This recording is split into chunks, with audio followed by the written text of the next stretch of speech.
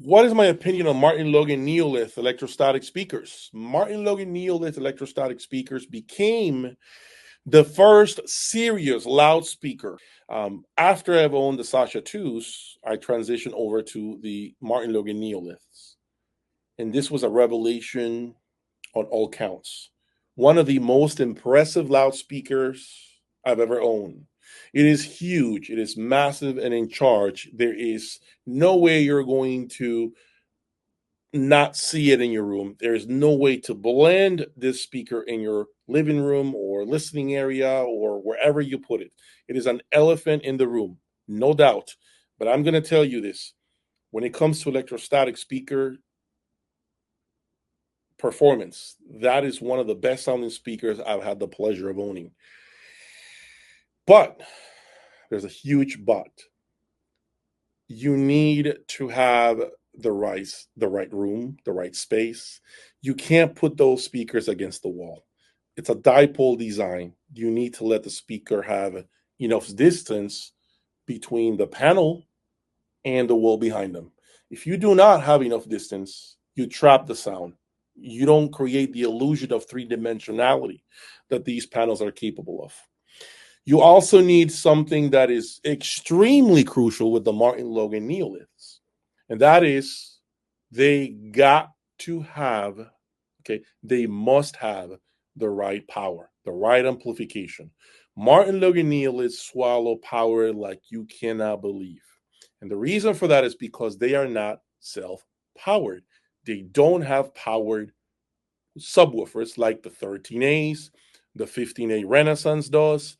They are passive 12-inch woofers or 15, I can't remember. And they need an amplifier that can control the hell out of those drivers and, of course, the panel.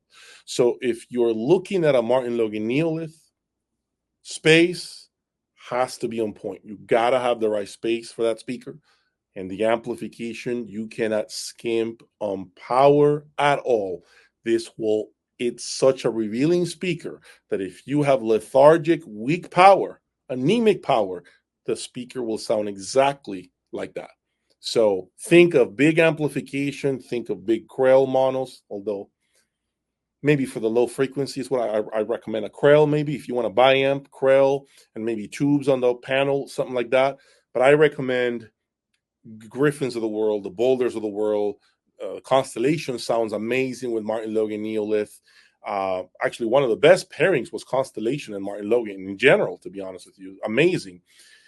Let me think about this. The power cord and the Neolith that it comes with to power the panel makes a drastic difference. When you buy an aftermarket power cord for that speaker, it transforms that speaker into something else. So again, keep in mind that with panels like that, they are wicked loads. They put tremendous stress on amplifiers. An amplifier not capable of doubling down all the way to like 1 ohm to half an ohm will probably go into protection mode or just be uncomfortable and not really separate the instruments and really dissect the presentation the way it should be. It is going to try to run through the complex passages, and you're going to be left like scratching your head, like thinking that didn't sound very good. And that's because the amp is super uncomfortable with this loudspeaker. Okay. Could I grade and compare the flagship behind from Wilson and Focal Grande and flagships from Sonus Faber? Okay, so I'm assuming you want me to compare the flagship speakers of Wilson Audio. I'm assuming we're going to go with the XVXs, although they have the WAMs, which are above in terms of price. You want me to talk about the Grande Utopia and the Sonus Faber Aida too. Okay, those are the ones I'm going to talk about. Okay, so you want me to talk about, I'm going to just give you the differences, okay, the differences amongst all three speakers. So let's talk about the Focal Grande Utopia, a speaker that I have never owned, okay? Focal Grande Utopia is a massive speaker, okay? The Stella was a huge speaker in my room, okay? And I think one of the reasons why it didn't last very long in my room is because I felt it needed a larger room than mine. The Grande Utopia, though, it is an amazing looking speaker and it is like huge, huge speaker, heavy as hell, and I've heard very difficult to set up properly. I've heard that from a lot of dealers. Okay.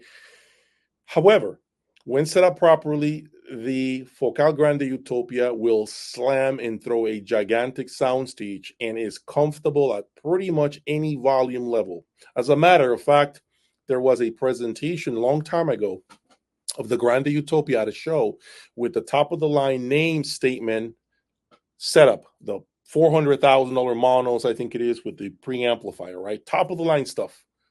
And they cranked up this techno music that they love to play at shows, okay? And it made the amplifiers shut down in the middle of the presentation. In the middle of the show, the amplifier shut down. And that's because that speaker, again, it needs serious power. It will put one hell of a demanding job on any amplifier, including their own name statement amplifiers, okay? But it is a shock and awe factor when you hear a Grande Utopia. It is as big as a soccer stadium, the presentation. It's massive. It will fill a room from just about any side. Like, it doesn't matter where you place them, it will fill any room with ease. But again, the space around it needs to be there. Presentation, ultra detail, clean and clear. There is a lot of like nuance to the presentation, and definition is there. It can be bright. You got to be careful. System matching, again, with Focal is important that you pay attention to that tweeter. That tweeter is naturally forward. I don't care what anybody else says. You need to make sure you pair it with the right electronics, maybe even name electronics with their own cables. So you have to build the perfect synergistic effect with that speaker. Okay, now moving on to the next one. I'm going to go with the Sonus Faber Aida 2. Sonus Faber Aida 2 is, in my opinion, the best looking speaker out of the three. Beautiful Italian craftsmanship, gorgeous wood color. There's nothing aesthetically about the speaker that I dislike. It's actually, till this day, one of those speakers that I would love to own. As a matter of fact, if I'm being honest, I'm looking for a Sonus Faber Aida 2. It's a very romantic sound, very different than the Focal. Okay, it's got detail, not at the level of the Focal Grande Utopia. It's extremely engaging. It doesn't get bright unless, of course, like anything else, you put the wrong electronics behind it. But naturally, the DNA of that speaker is not on the bright side. It's somewhere between warm and neutral, but it's not ultra warm. Okay, it's got detail. That arrow point tweeter does have detail. The biggest thing or attribute that I love about the Sonus Faber Aida 2, the times I've heard it at shows, has been the massive soundstage and depth. And that's because of the rear mounted drivers that the speaker has with all the adjustments. See, I have a thing for speakers with rear mounted drivers. There's something that happens, the illusion of a soundstage that goes far beyond the wall between the speakers. Such an attractive trait for me. And Sonus Faber delivers that in spades. The only knock on that speaker, if I'm being sincere, it will never slam the way a Wilson audio speaker does. It will never throw the dynamics the way a Wilson audio speaker does. It just won't. But it's not meant to be that way. I think that is a design that they were shooting for when they built the speaker. They wanted the speaker to be romantic, engaging, beautiful to look at, beautiful sound, that you can grab a glass of wine and just, with your significant other and watch TV or listen to music all night long, play some jazz tunes. I think that's what the intent of that Sonus Faber Aida 2 is.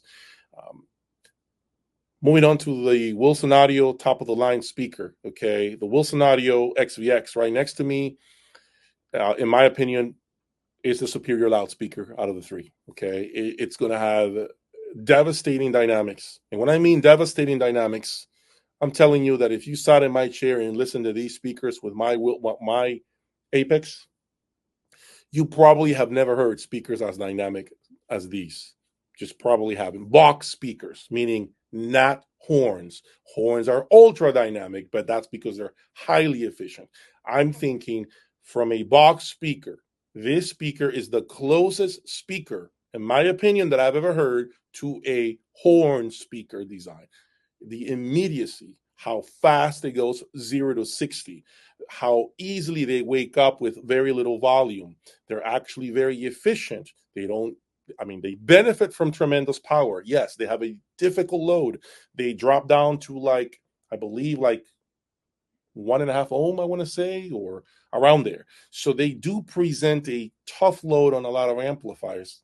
Clearly, they have huge drivers.